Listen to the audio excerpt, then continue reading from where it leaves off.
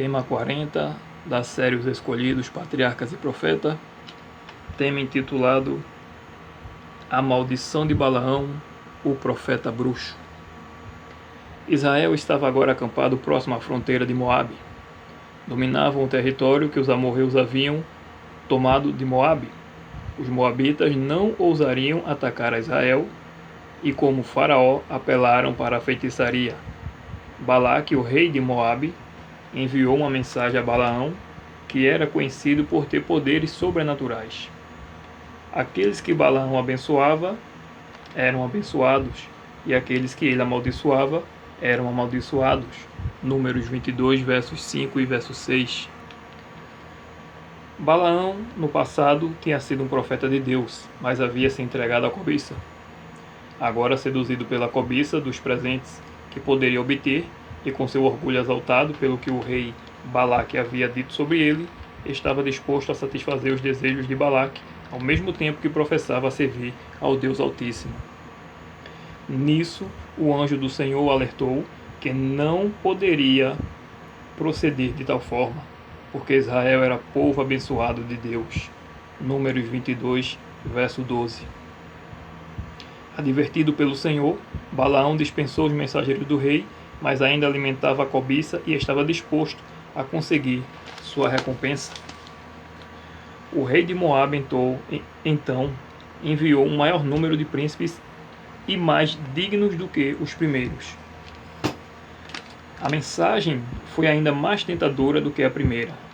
Balaão, declarando-se ser um homem reto, íntegro e muito honesto, declarou que nenhuma quantia o faria agir contra a vontade de Deus.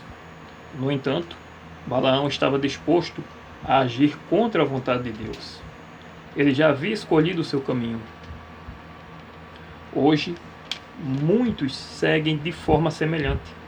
Seu dever está revelado de forma nítida e clara na Bíblia, mas, como as evidências são contrárias aos seus desejos, eles as colocam de lado e apenas parecem buscar a Deus para conhecer o seu dever. No entanto, com Deus não se brinca. E muitas vezes ele permite que tais pessoas sigam os próprios desejos e sofram o resultado. O meu povo não quis me ouvir. Por isso, os entreguei ao seu coração obstinado para seguirem os seus próprios planos. Salmos 81, versos 11 e 12. Se você sabe qual é o seu dever, não tome a liberdade de ir até Deus em oração para ser dispensado de cumprir o seu dever. Incomodados com a demora de Balaão, os mensageiros de Moabe iniciaram sua jornada de volta. Nisso, foi removida toda desculpa para atender o pedido de Balaque. Porém, Balaão estava decidido a obter o prêmio, montou em sua jumenta com pressa e partiu. No entanto, o anjo do Senhor Jeová se pôs em seu caminho. Cego pela ganância, Balaão não viu o mensageiro divino, mas a jumenta sim, e se desviou do caminho, o que irritou Balaão, que começou a espancar cruelmente o animal. Essa situação se repetiu por mais 2 vezes, o que deixou Balaão ainda mais furioso, e como a vara espancou o animal com mais crueldade ainda que antes. Então Deus abriu a boca do animal, que perguntou: "O que eu te fiz para você me espancar 3 vezes?" Números 22, verso 28.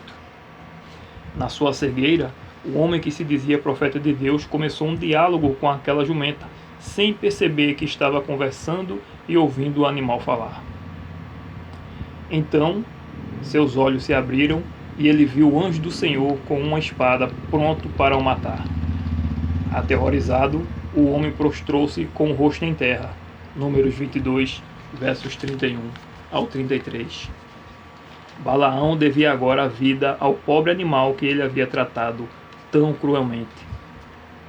Os animais foram criados por Deus para nos servir, o que não nos dá o direito de lhes causar qualquer tipo de dor ou sofrimento. Os que maltratam um animal são covardes e tiranos, e aproxima-se o dia em que um juízo será pronunciado contra aqueles que maltratam as criaturas de Deus. há um anjo de Deus em pé como testemunha contra tais pessoas. Se você já maltratou ou maltrata os animais, ainda dá tempo de se arrepender e pedir perdão. Certa vez, minha filha me perguntou por que Deus criou os animais. No que eu respondi, para nos ensinar a amar. Quem tem algum animal de estimação sabe, se eles nos amam livremente, sabe que eles nos amam livremente, sem nenhum interesse. Balaão, aterrorizado, exclama ao anjo do Senhor: pequei, e se dispôs a voltar. Porém o Senhor permitiu que ele seguisse viagem apenas para mostrar aos moabitas que os hebreus estavam sob a proteção divina e as palavras de Balaão seriam controladas, e nisso Deus mostraria o quão impotente era Balaão para proferir alguma maldição contra o povo. Ao chegar, Balaão foi levado aos lugares mais altos de Baal, onde podia ver o acampamento dos hebreus. Mal sabiam os israelitas o que estava acontecendo, pouco sabiam do cuidado de Deus estendido sobre eles de dia e de noite. Como diz uma canção, sou protegido à noite, mesmo quando me deito. Projetos malignos são planejados contra o povo de Deus até hoje, nesse exato momento. Pessoas podem estar planejando algo contra você, contra teu emprego, teu casamento, teus filhos, mas você e sua família estão sob o cuidado do Pai Celeste. Apenas creia, descanse no Senhor Jesus e siga em frente em sua caminhada cristã. Balaão, em sua ganância, esperava oferecer sacrifícios melhores do que os dos hebreus. E 7 altares foram construídos, e ele ofereceu um sacrifício em cada um deles.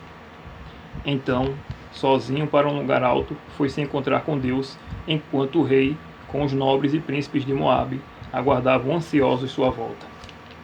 Balaão ficou impressionado com o que viu de Israel, e sua resposta não agradou nem um pouco aos moabitas.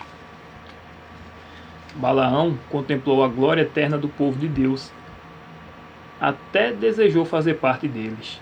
Números 23, verso 10.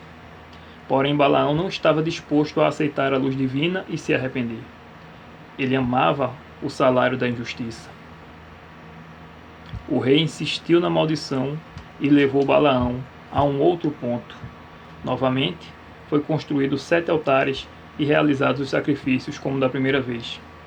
Porém, o profeta recebeu mais uma mensagem divina sobre a qual ele não tinha poder algum para mudar ou ignorar. E a resposta encheu de terror o coração do rei e dos príncipes. Recebi uma ordem para abençoar, Deus abençoou e não posso mudar. O Senhor, o seu Deus, está com eles. Números 23, versos 19 ao 21. Pela terceira vez Balaque tentou, mas apenas para ouvir de Balaão mais uma bela promessa de bênçãos ao povo de Israel, e a certeza de que um dia o Filho de Deus estabeleceria seu trono aqui na terra, e seu poder seria exaltado acima de todos os reinos terrestres. Amém. Aleluia. O rei, frustrado, com medo e irado, expulsou Balaão de sua presença, que ainda proferia uma bela profecia a respeito do Redentor do mundo e da destruição final dos inimigos de Deus.